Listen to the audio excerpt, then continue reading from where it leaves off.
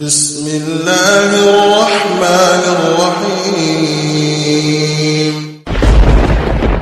Ikhwanu fillahi tabarak wa ta'ala.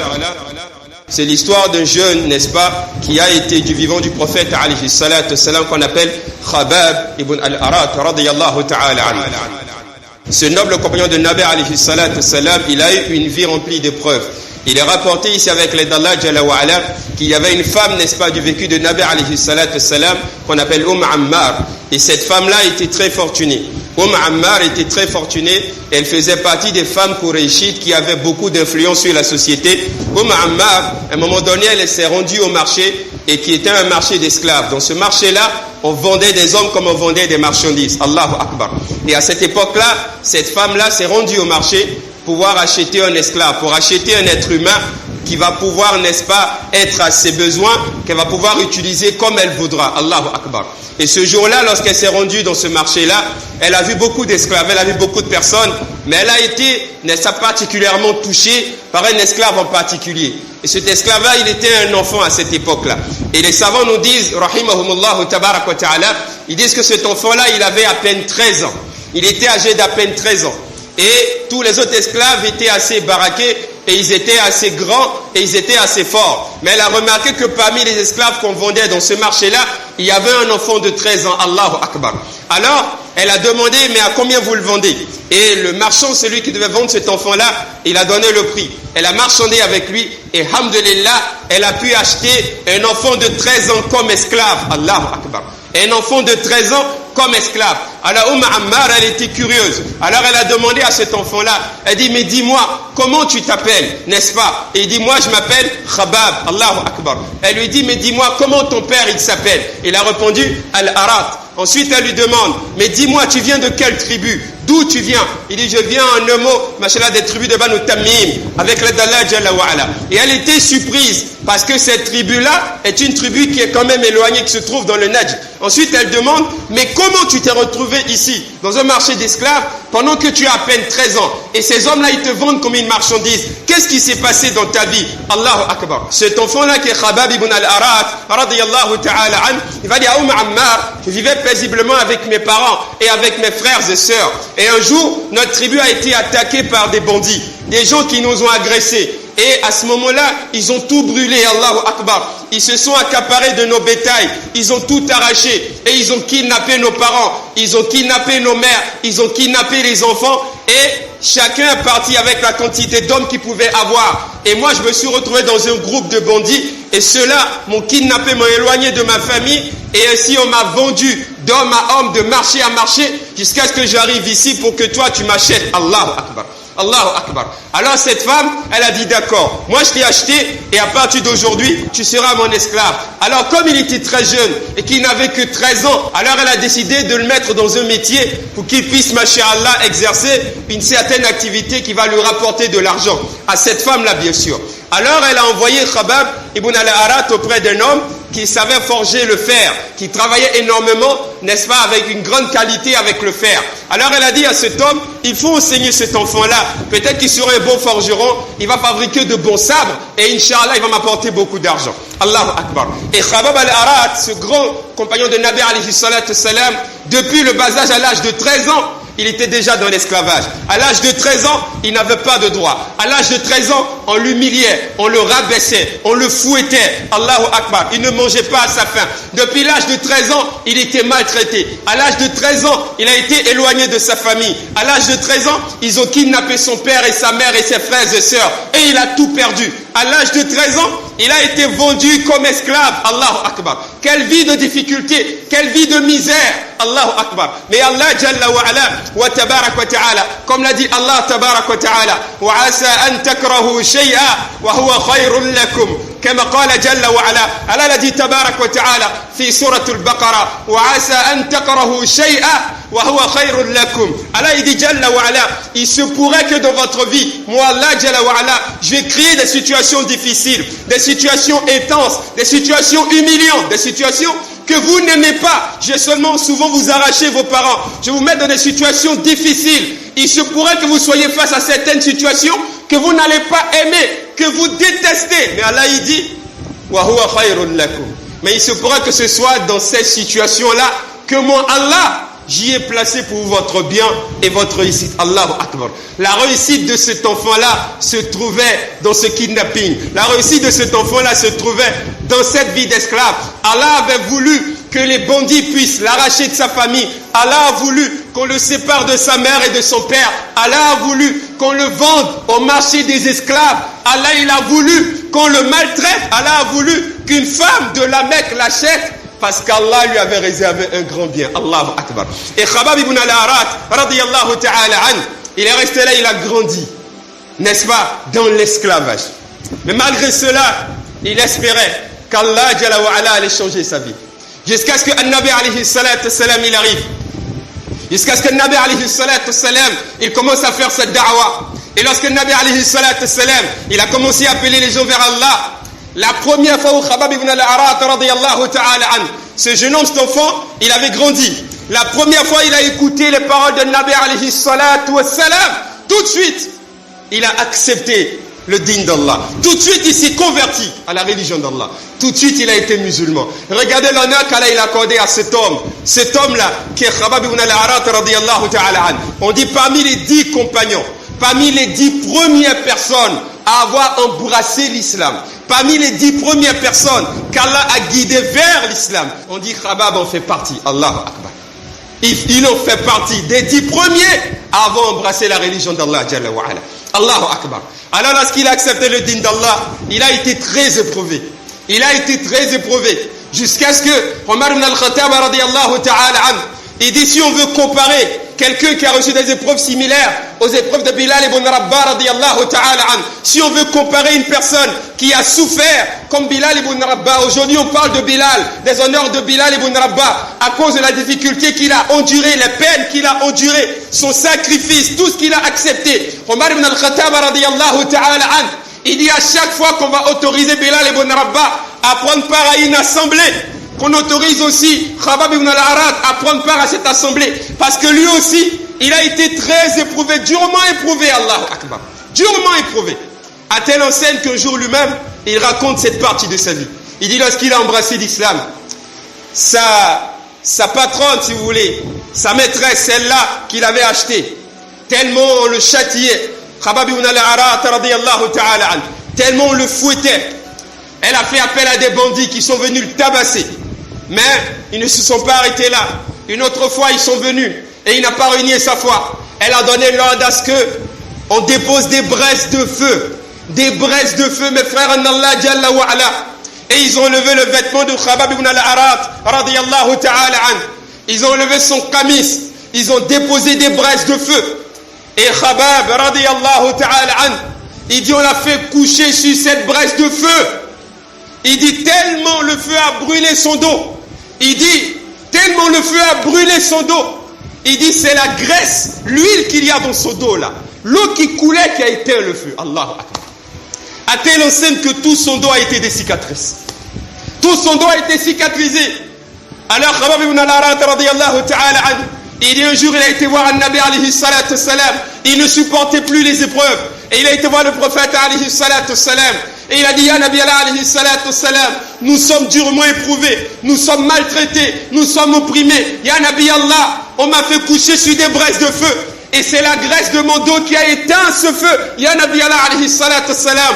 Alors Khabab, il dit, Ya Nabi Allah alayhi salatu salam, tends les mains, faites dua pour nous, pour qu'Allah il change notre situation, pour qu'Allah il améliore notre situation. Parce qu'on n'en peut plus. Allahu Akbar. Khabab ibn al-Arat radiyallahu ta'ala an, il dit lorsqu'il a fait cette doléance au prophète alayhi salatu salam, il dit le visage du prophète a changé de forme. Il dit le salam s'est mis en colère. Et il a dit Ya Khabab, il lui a dit des paroles fortes qui doivent nous emmener à comprendre que Wallahi al-Azim, nous devons accepter les épreuves. Et comme l'ont dit certains ulama, préparer avec du citron une boisson sucrée.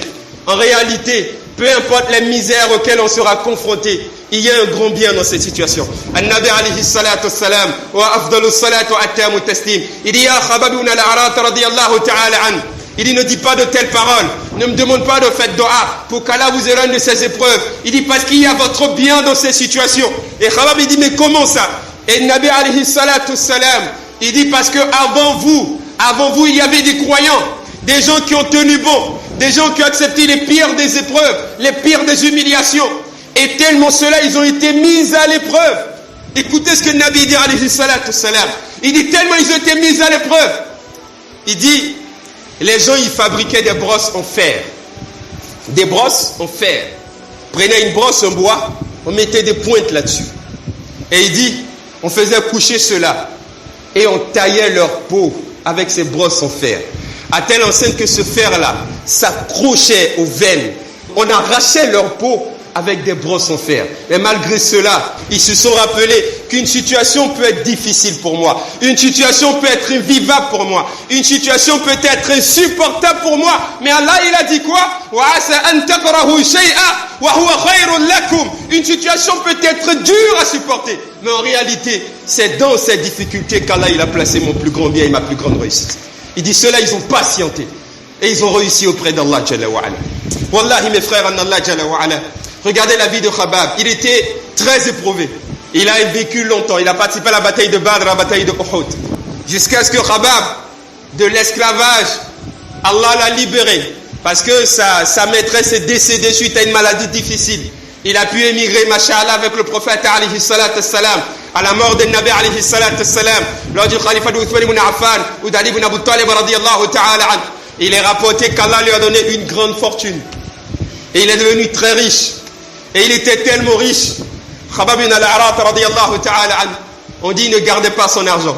Il n'avait pas de coffre-fort. Il déposait son argent dans un recoin. Et il sortait, il se mettait devant la porte. Et il appelait tous les musulmans, il leur disait, voilà là où je garde mon argent. Voici là où se trouve ma richesse. Il disait, celui qui a un besoin quelconque. Allahu Akbar.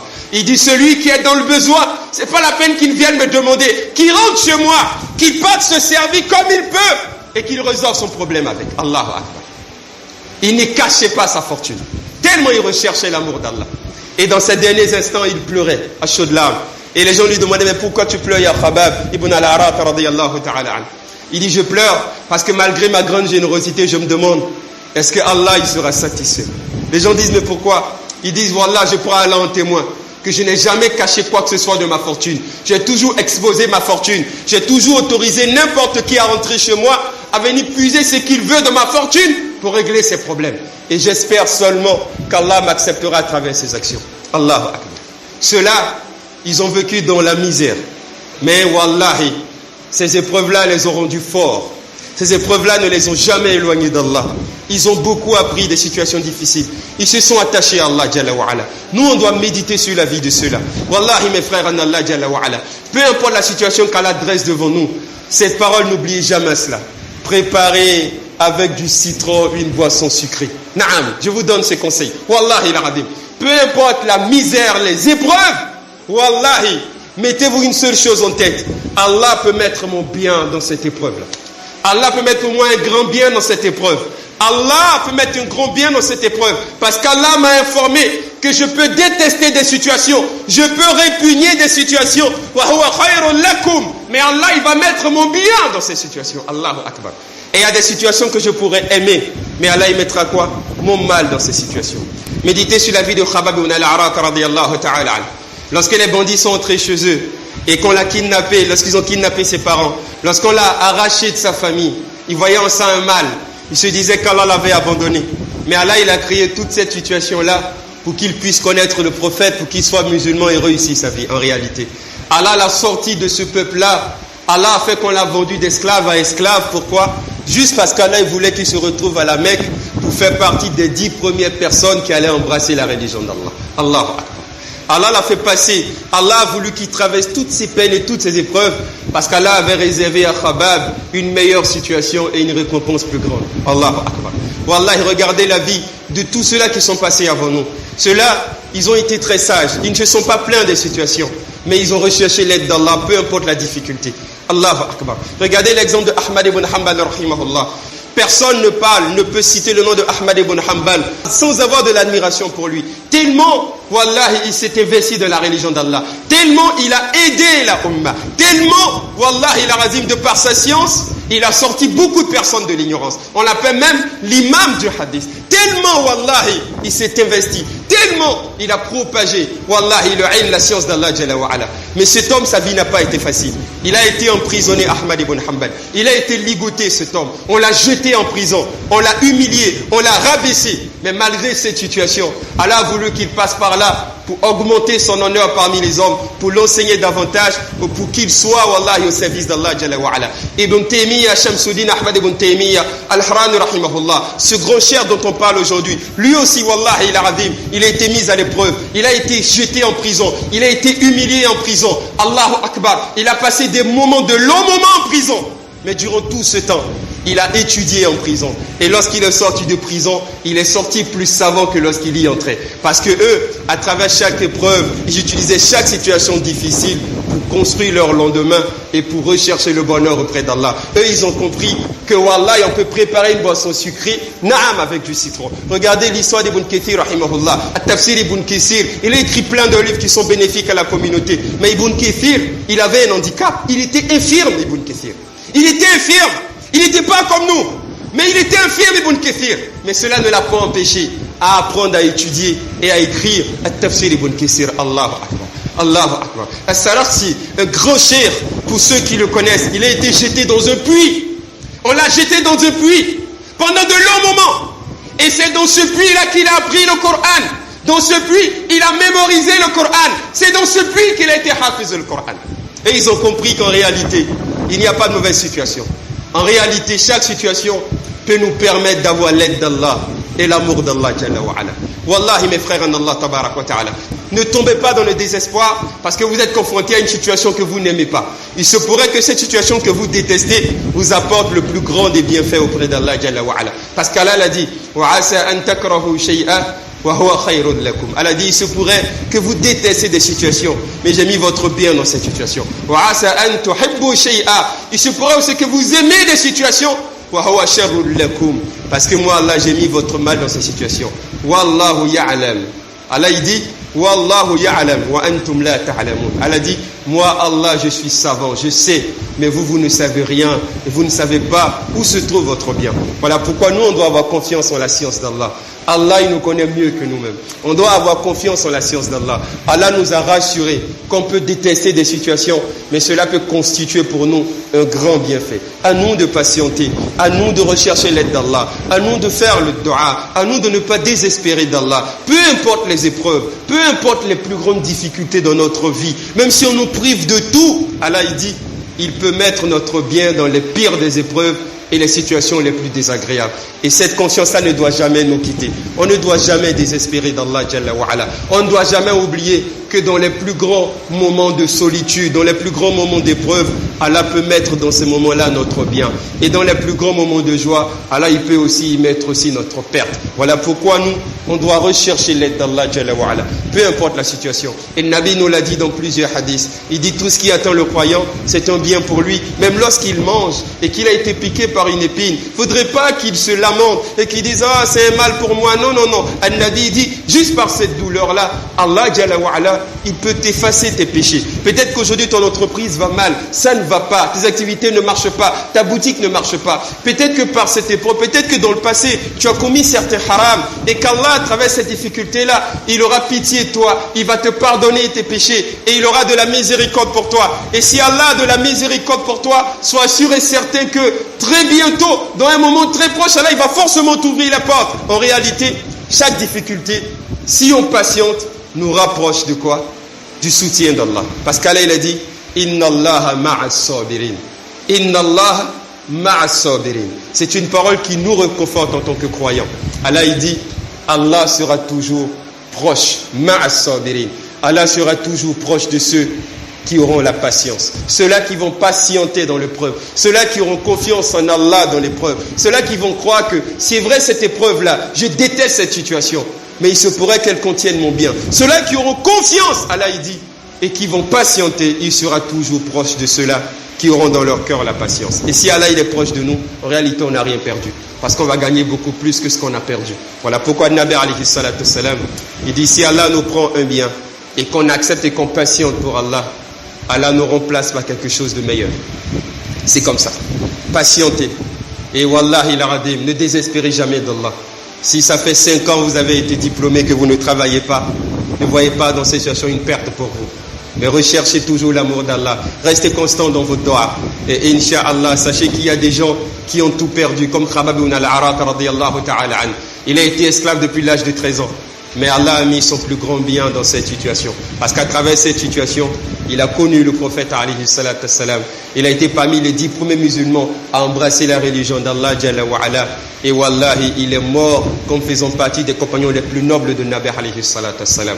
Et ça, c'est un honneur. Regardez la vie de Bilal ibn Rabah. Il a été rabaissé, il a été humilié, mais Allah l'a élevé avec cette situation. Regardez la vie de Abu Huraira radiyallahu ta'ala an. Il n'avait pas de maison, il n'avait pas de toit. Il dormait par terre, ahlul sofa, par terre dans le sable à la mosquée. Il n'avait même pas à manger. Il avait tellement faim que lorsqu'il marchait dans la rue, il tombait évanoui et on versait de l'eau sur lui. On pensait qu'il était fou. Il n'avait même pas à manger. Tous ses vêtements étaient déchirés. Il n'avait même pas de natte. Il dormait par terre dans le sable à la mosquée. Mais qui ne connaît pas Abu Huraira aujourd'hui? Regardez l'honneur qu'Allah a accordé à ce compagnon-là. Qui ne cite pas son nom dans les livres de hadith? Pourtant, il n'avait rien à manger. Sachez qu'en réalité, dans les pires situations, Allah peut mettre notre plus grand bien.